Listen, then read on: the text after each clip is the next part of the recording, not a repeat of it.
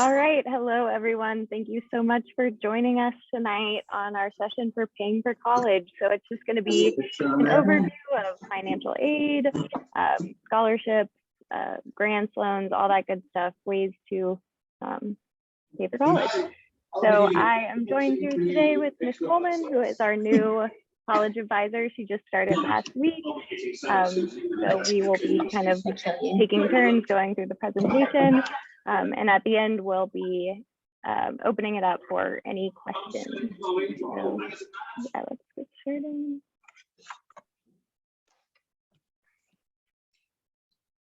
What'd you do? It's frozen. What'd you do? Nothing. It just froze.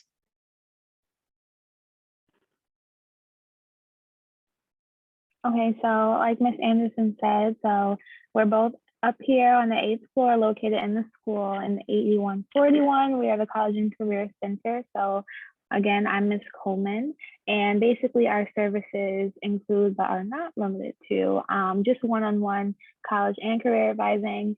We are technically the college advisors, but we do support and have resources for all post-secondary options and pathways. We can help you guys with both test registration, and we have fee waivers available in the office, as well as just overall starting from scratch in the college search. So whether that be matching you to a school, figuring out some schools to apply to and the programs to look into. We can also offer help with some scholarship search. We have a bunch of resources on our website, which we'll get to in just a few. And of course, a big part is helping you guys kind of navigate the financial aid aspect of paying for college. So that's what our overview is going to be over tonight. And we've had a few so far, but we're always doing college rep visits and not tours just yet, but hopefully soon with this whole pandemic permitting. So.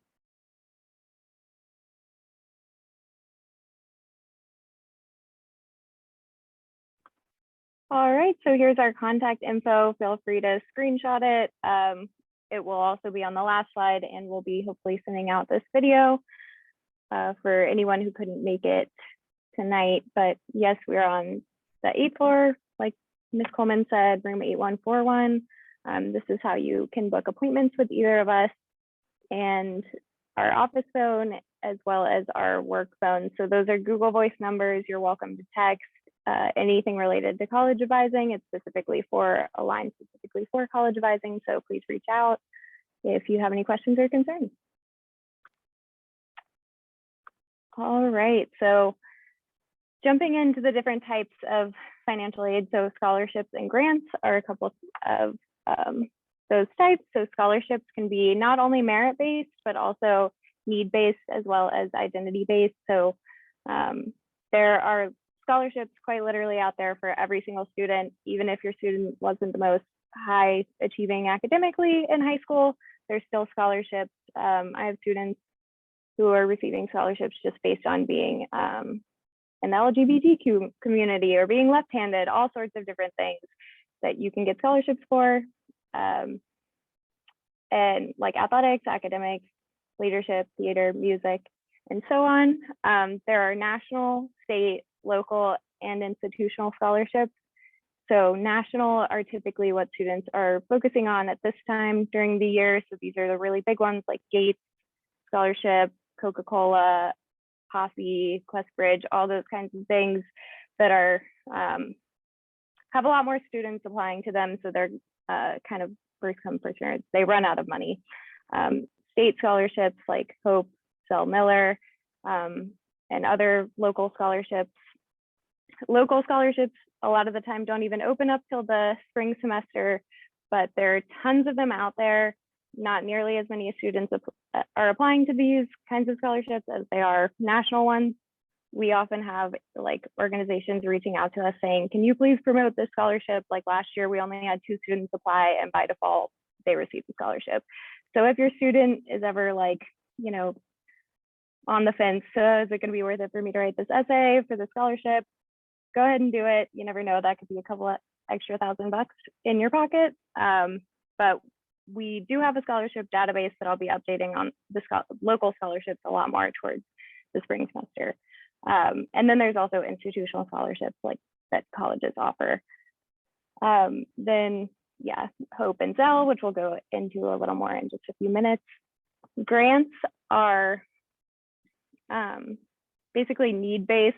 So like the federal Pell Grant is for students with financial need, determined based on their expected family contribution and cost of attendance for a school. We'll get a little bit into ESC in just a few minutes, but federal supplemental education opportunity grants. So they're for students that go to like technical or vocational colleges.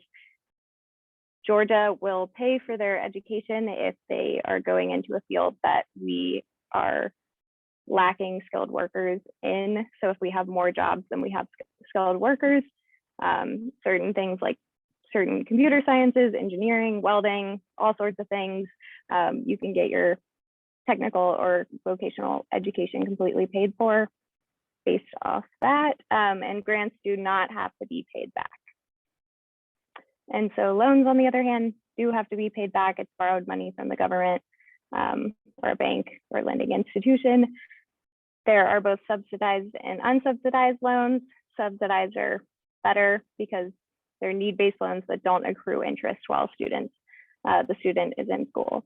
Unsubsidized, on the other hand, accrue interest while the student's in school, and typically for students that are not entering parent information on the FAFSA, they will have to pay unsubsidized loans.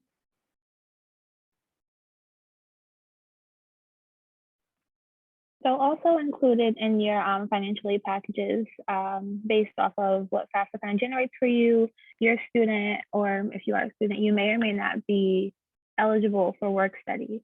So what that means, again, it's need-based. So what that means is the student is provided a job on campus, so that will probably be working in like anywhere from the food hall. My placement when I was going to school was the IT department, the library. You can be a department assistant. There's all different types of things.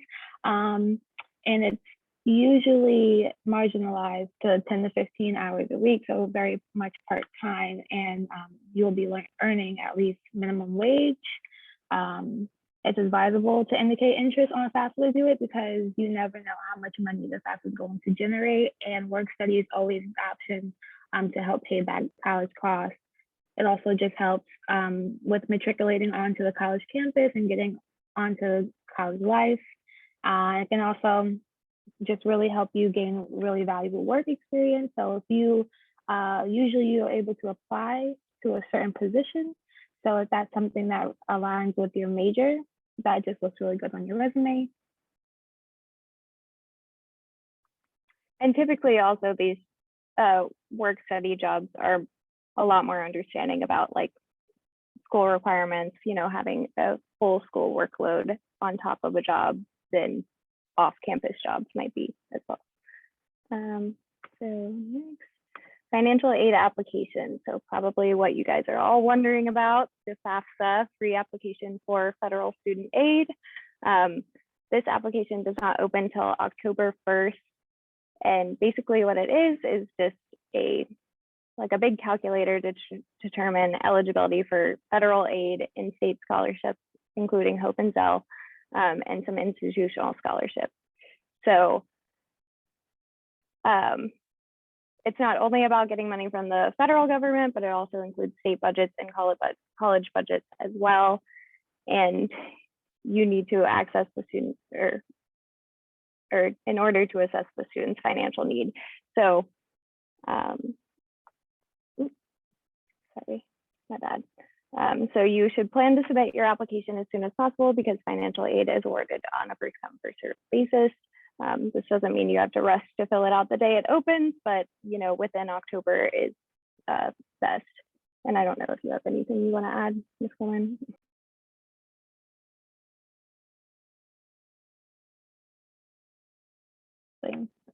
Just to add on, just expressing the importance of the FAFSA, whether or not you think that you are eligible, most, if not all, schools are going to require it. So that's just something to always keep in the back of your mind.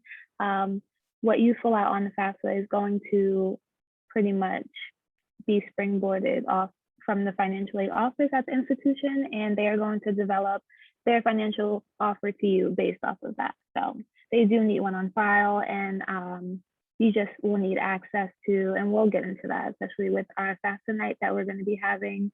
You just need to have access to your FSA ID so that you can then create like an IRS ID, and you just can put all of your tax information on it totally digitally, so you don't have to worry about, you know, finding your W-2s and all that. So it's very convenient, and they've made it a lot easier this year, especially with the new phone app. We do recommend doing it on a computer, but very accessible. Yes, so to complete the FAFSA, you must include your tax information from 2 years prior to the year you're completing the application for. So for all seniors this year, if they're applying college next year, that would be for the year 22 to 23 school year. This information is what determines your expected family income or contribution, and expected family contribution is basically just an index number that college financial aid staff use to determine how much financial aid you would receive if you were to attend their school. So if your taxes from a couple years ago don't accurately reflect your financial situation currently, so say job loss, medical bills, anything of that nature, especially coming out of the pandemic, I know that's been the scenario for quite a few people. So you are able to file an appeal with the financial aid office at the specific college. So you're not doing it through like the FAFSA application, you're applying or you're appealing with the school. And that can lead to an updated financial aid package based on your current situation. And so this is where it gets a little confusing. There's a Georgia Student Finance application, so the GSF app. This we recommend for students to complete in addition to the FAFSA. It is basically an alternate way of applying for Hope and Zell Miller scholarships, which FAFSA is also how you apply for those. It's just an alternate route of doing that basically. But the GSF app is valid for 10 years, whereas FAFSA has to be renewed every year. So if your student applies for this on top of the FAFSA, if they forget to renew their FAFSA 1 year, they will still have Hope and Zell or Zell as like through the GSF app as a fallback. But like I said, we do suggest that students apply for both because the GSF app is only for state aid, while the FAFSA gives both federal and state aid. And so this is yet another application. Not all students have to fill this out, but it's basically allows students to complete one form to apply for non-federal financial aid for almost 400 colleges, universities, etc. This is typically used for like more competitive private schools. It requires more in-depth financial information. The application is also available October 1st, and College Board account is used to complete the profile. Certain colleges and universities will require this. Your student should know based off just their application requirements that they have on their website, and it's used in addition to the FAFSA.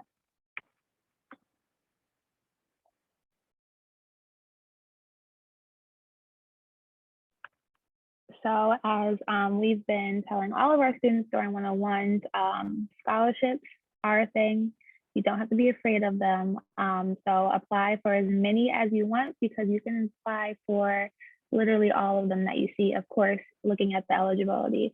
Like Ms. Anderson did mention, scholarships are not only based off of merit, but identity. So if you aren't, you know, hitting that 4.0, or you're not super excelling test-wise, you are still a person that is deserving of money. So that whether you are a woman, you're a male of color, a woman of color, there's ones for people with curly hair and for being left-handed and having freckles. You can literally find anything and everything, and that is free money going towards school. Now, once you look up, and by the way, you can just Google search all of this, type in scholarships for whatever, or just scholarships and see what you pull up. Of course, Georgia Futures is going to be a really good, credible website, as well as we have a whole like database on the nascollege.org website. So that's always going to be available for you guys. As you can see right here, it's going to be in the hub that talks about financial aid and scholarships. And I'll just lead you there. Again, it might be a little extra work. Some of them require you to write a short essay, but you're already doing that for the application process. So you can apply those essays to scholarship essays as long as it kind of cosigns with what's going on. Whether the scholarship be for $50,000 to $50,000, still apply for it. College is expensive, especially if you're going to a certain field that requires a lot of textbooks and reading. Some of those books will run you $350, and you're gonna have to pay that if you want to be able to pay attention in the class, right? So everything towards college counts. So we do push applying for any and every scholarship that you may find.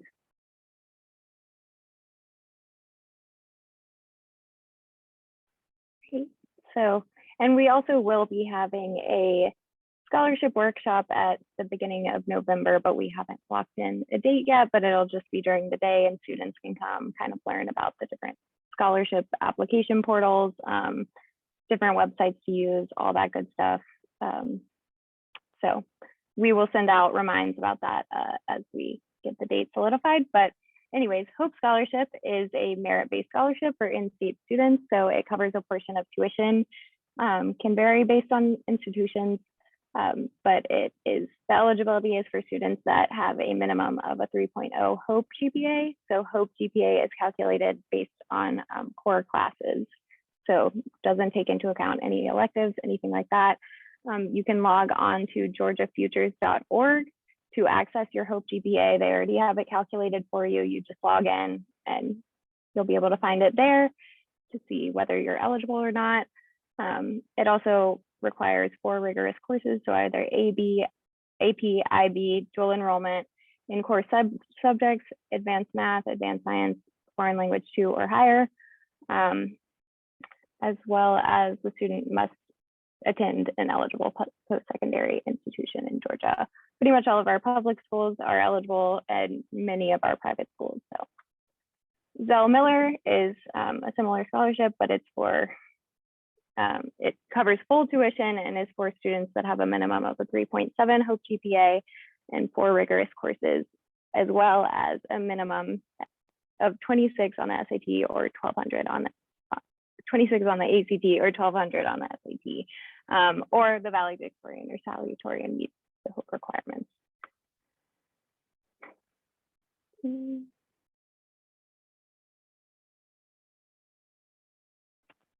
So college costs, which if you have been very active in your student college search or just looking them up on your own, you'll see on the website that their cost of attendance is like $50,000, $62,000 and change. And that is composited of direct costs and indirect costs. So direct costs are going to be the things that you're paying directly to the institution. So the tuition, if you're going to be staying on campus for room and board, or any housing that is considered under the institution, and then your meal plan, right? So then indirect costs are going to be what I mentioned before, the books and supplies. If you stay off campus or you're commuting, any personal expenses, travel costs, groceries, but all of that, again, is going to have to be considered in the total cost of attendance, because at the end of the day, that's all the money that's going to be going towards college, and all of that must be considered.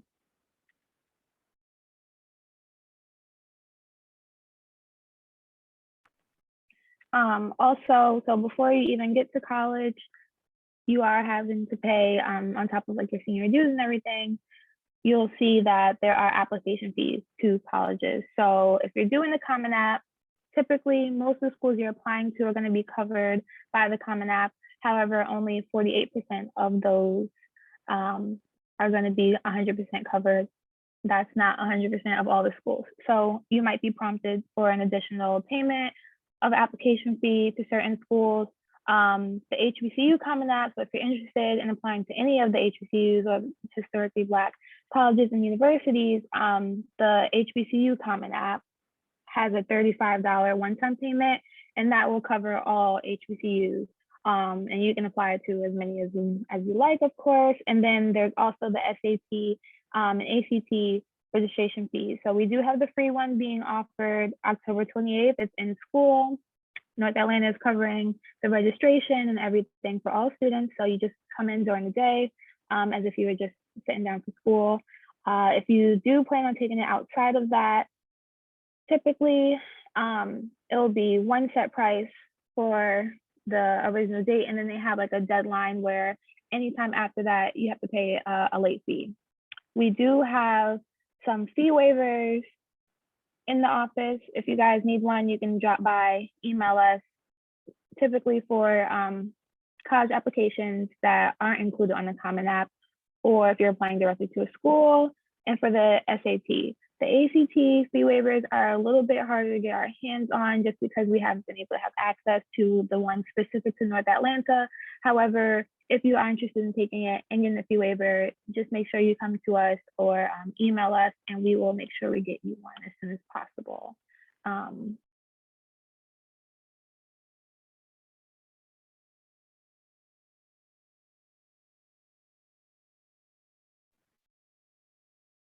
All right. Okay, so net price and net price calculators. Net price is the amount that a student pays to attend an institution in an academic year after subtracting the scholarships and grants the student receives. So basically, it's just the actual price that you're going to end up paying for college, as opposed to like the sticker price of the college when you like look on their website and see how much tuition costs. So you want to focus on net price, not the sticker price. And there are net price calculators to kind of help you get a better idea of what you may be paying for a school. So they're available on some college websites, and you enter information about the family's financial aid or financial situation to learn what like similar students have paid to attend an institution in the past. It provides an estimate, not a final determination or award, and they just ask that you answer the questions accurately so that it can give you an accurate estimate. And so the 12th grade paying for college checklist is just to fill out the FAFSA in October, just as soon as you can. Remember that HOPE and Zell eligibility is based on your HOPE GPA at the end of senior year. So it's based on the GPA you will graduate with. So if your student is, has like a 2.8, really encourage them to work really hard in their core classes this year, bring that GPA up. Any students that are kind of close to a 3.0, make sure they keep that GPA up so they don't slip under. Research scholarships and apply early. Meet with college counselors and advisors. We can definitely help with scholarship searches, all that kind of good stuff. Dr. Mason, who's the college and career coordinator, who will be hosting the scholarship workshop in November, is kind of our resident scholarship expert. He also runs our college and career website. So he's going to be definitely a lot more involved in that process as students start getting their financial aid packages and all that stuff to help out students that might need a little bit more, scholarships to cushion them to be able to go to the schools they want to go to. And then reach out to the financial aid offices to learn more about institutional scholarships and aid. So varies from school to school. So definitely reach out to them if you have questions about their specific policies, financial aid packages, all that good stuff. Might also just be available on their website. And then attend College and Career Center financial aid events. So we'll have, I think we have a slide that talks about the upcoming events. So I'll just look for that. Yep, it's right here. So we have a college essay writing workshop on Tuesday, the 28th. It's at 10:20 a.m. We just sent out a reminder, I think, for students to like RSVP, but we will be sending out a couple more, and you can also email us if you would like the link for that.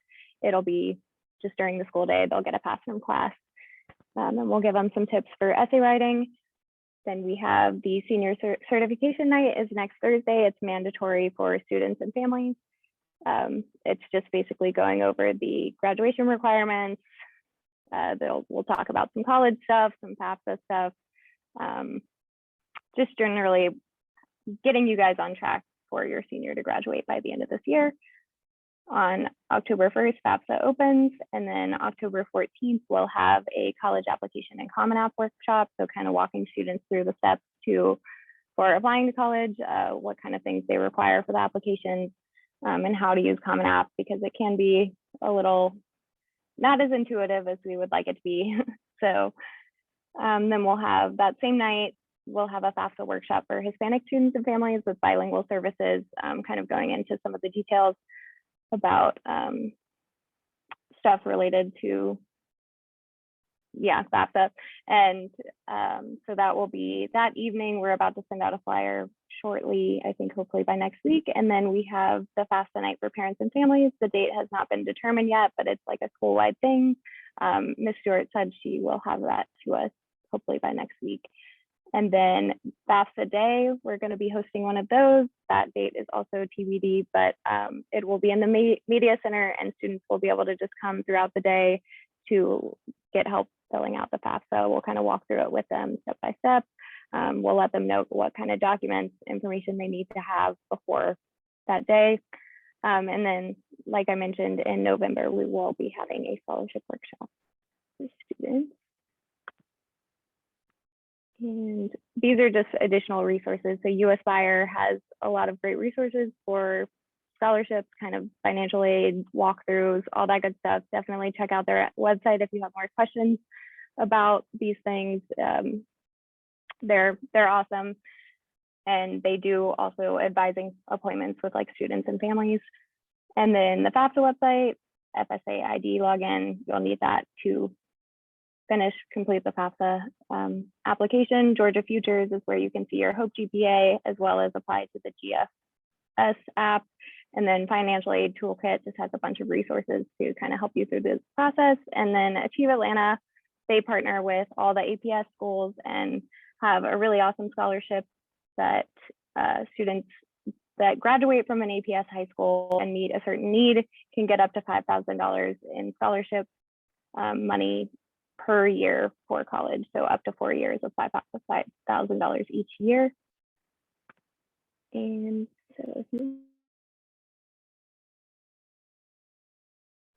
So right off the bat, some of the questions that we often get is when is Hope and Zell Miller Scholarship eligibility determined, right? So that's going to be at the end of your senior year. Where can you check that GPA? Currently, if you make an account on georgiafutures.org, you'll be able to have access to that. It's also just a good rule of thumb to just create an account for it. If I don't think I qualify for H, I still complete the FAFSA. Yes, in all caps. Like we mentioned, most schools are going to require it to be on file, if not all schools. So if you're really looking forward to getting that acceptance letter with that offer letter attached, not filling out the FAFSA on time, even though there's no real deadline, but not filling it out is going to kind of put a stint in that process for the financial aid office at the school. So that might get in the way of getting your acceptance.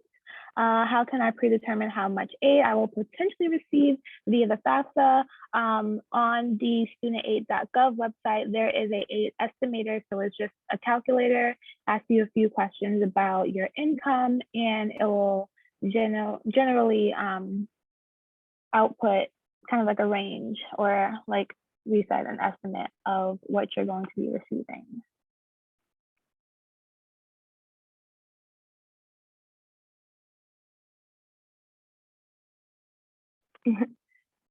Okay, so I did just want to show this really brief video. I think it might answer a lot of you guys' questions. So we'll see if this works. If not, I can just send out the link. Can y'all hear it? Can you hear it?